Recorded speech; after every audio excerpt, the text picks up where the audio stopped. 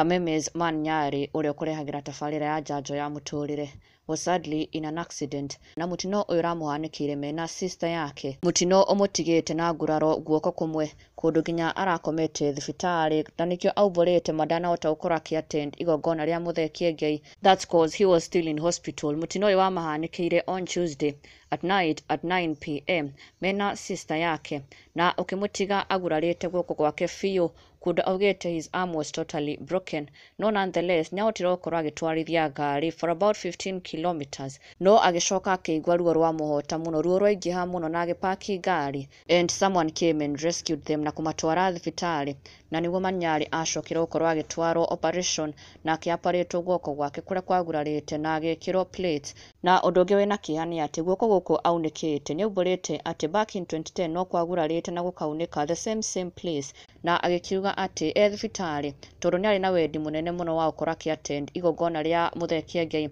Management ya thibitari ni yakorirwo ikimenya ndugu ya Manyari na Muthee Ngai na koguo ni makorirwo makimwikirira JCM TV erorere igongona ria Ngai. He was moved with his bed nigetha atwaro haria TV iri ahote kwirorera igongona ria Ngai akiamuro na undu wagitiga aingi mahotetwo muno ni his love tondu ni acoka athi kanitha-ini wa JCM gukorwo akiattend Ngai's first service as a bishop. Na mafans magitigo magikimumiriria for the accident, sending out their quickest recoveries to Manyari na makimucokeria ngatho nike gwitikira kuheana rugano rwake na agitariria what had happened to him tondu on Saturday etabarira-ini ya njanjo many were left concerned after kuona ohetwo guoko tondu he did not reveal what happened to him on Saturday. No riu finally nyakirikite kumauburira niki kia muhanikire mutino uyu wa muhanikire na we too wish him a quick recovery.